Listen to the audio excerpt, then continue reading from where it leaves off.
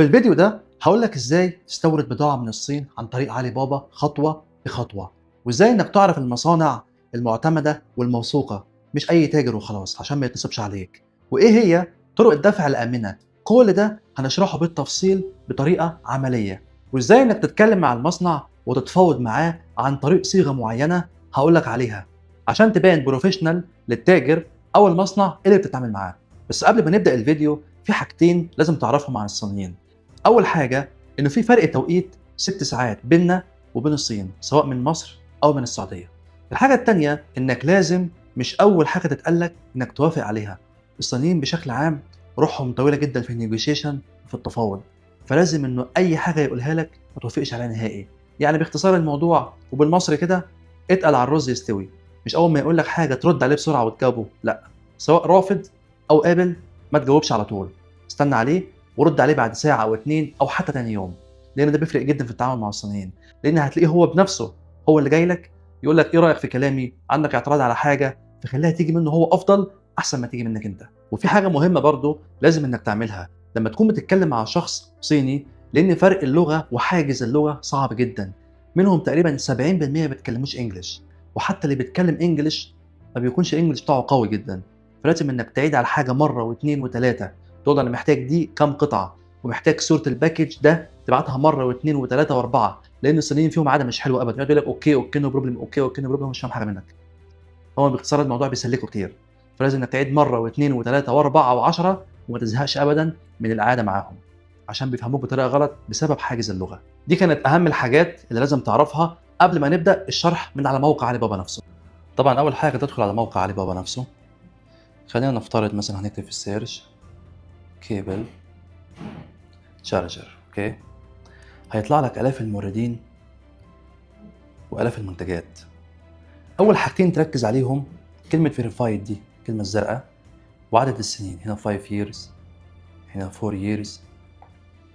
يبقى اول حاجه نركز عليها فيريفايد، والنقطه الثانيه عدد السنين، اوكي.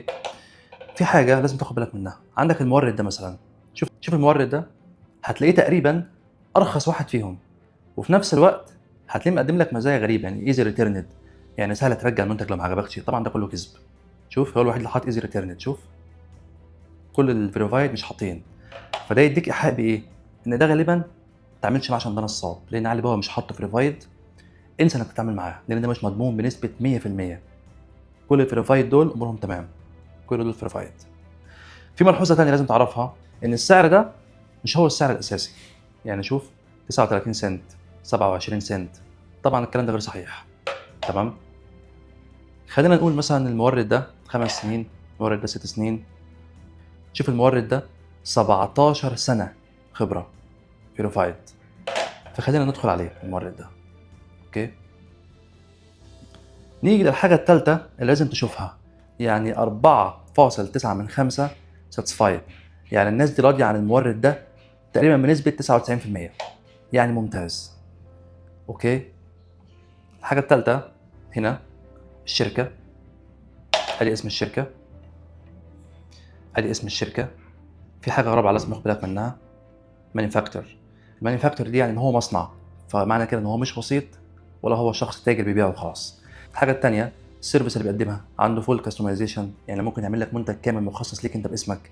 عنده برايفت مولد، يعني ممكن يعمل لك المنتج اللي انت عاوزه بالكميه اللي انت عاوزها بالشكل اللي انت عاوزه. المولد اللي هو القالب، اوكي. كده المورد ده بنسبه كبيره اموره في التمام. نبدا نتواصل مع المورد، ندخل نبعت له شات ناو، اوكي. تدخل للمورد، هتبعت له الرساله اللي انا حاططها دي. تبعت له اول حاجه كام السعر ل 5000 حبه، وكام السعر لل 2000، وكام السعر لل 500. دي انا ببعتها ليه؟ عشان تعرف المورد ده اقل سعر ممكن يديك بكام، وتحاول انك تتفاوض بكميه اقل من الام او كيو بالسعر ده. فدي هتفيدك فيما بعد، وبتدي ايحاء للمورد نفسه ان انت شخص بروفيشنال وفاهم. الحاجه الثالثه، ودي حاجه بتتلخبط فيها ناس كتير، ان عدد الايام عشان ينتهي البرودكشن دي، وعدد الايام لما يوصلك البضاعه ديليفري. دول حاجتين الناس بتتلخبط فيهم، تمام. ايام الانتاج نفسها دي بتكون من 30 ل 35 يوم لو منتج مخصص ليك انت. اما لو هو منتج جاهز عند المورد نفسه، هتاخده من 3 ل 4 ايام ويشحن لك البضاعه. فالبرودكشن تايم غير الدليفري تايم. الدليفري تايم ده يعني الوقت ما البضاعه تخلص، كم عدد الايام اللي هتوصل لك فيها البضاعه لحد ما توصل لك مكتبك او البلد اللي انت فيها. في ناس كتير بتتلخبط بين الاثنين دول، وده الفرق بينهم. السؤال الرابع، تقول له لو بالشحن كم يوم هتوصل لك بالشحن وكم يوم هتوصل لك بالطيران. طبعا معروف ان الطيران من 10 ل 15 يوم ماكسيموم، والشحن من 30 الى 40 45 يوم حسب كل دوله وحسب الجمارك اللي فيها. والسؤال الاخير، تقول له كام سنه الضمان. ده مهم جدا. الاسئله دي بتخلي التاجر يدخل يعرف انك شخص محترف وداخل تطلب بجد مش داخل تلعب، فهيرد عليك على كل حاجه منهم. تمام؟ خطوه خطوه، بناء عليها تبدا النيجوشيشن بتاعك او التفاوض مع المورد ده. بعد ما تتفاوض مع المورد وبعد ما تتفق معاه على كل حاجه، تخلي الدفع كله وكل حاجه عن طريق الماسنجر هنا في علي بابا زي ما انا عامل. شوف هنا حاطط لك كل حاجه. مثلا اوردر كومبليتد، ده اوردر مكتمل انا طلبته اوريدي، تمام، ب 3500 دولار. شوف كاتب لك هنا ايه؟ كاتب لك اجريت شيبنج ديت. يقول لك بعد 30 يوم من الدفع واستلام الفلوس عن طريق علي بابا هيشحن لك البضاعه ديت. فهو موضح لك كل حاجه. فما يجيش مورد يقول لك تعالى واتساب او تعالى على الماسنجر او تعالى على التليجرام وتروح معاه. مجرد ما تخرج من علي بابا انت خرجت من المكان اللي بيحميك. لازم تخلي كل محادثاتك هنا عشان تضمن حقك، عشان لو جت اي حاجه، اي مواصفات في المنتج، اي حاجه في الباكج مش نفس اللي انت طالبها، تقدر تتفاوض مع علي بابا عن طريق خدمه العملاء في البرنامج نفسه هنا، ويرجع لك فلوسك خلال 15 الى 20 يوم. فدي حاجه مهمه جدا لازم تعملها. هتدوس ميك بيمنت، تضغط هيجي لك 4 خيارات للدفع. هتلاقي اول حاجه الابل باي، تاني حاجه الكريدت كارد، الحاجه الثالثه البي بال، والحاجه الرابعه التي تي اللي هو الواير ترانسفير. انا مبدئيا بحب اختار الكريدت كارد، افضل بكتير. ده كان شرح بسيط للمبتدئين خطوه بخطوه ازاي تستورد من علي بابا، من اول طلبك للمنتج لحد الدفع ووصول البضاعه ليك.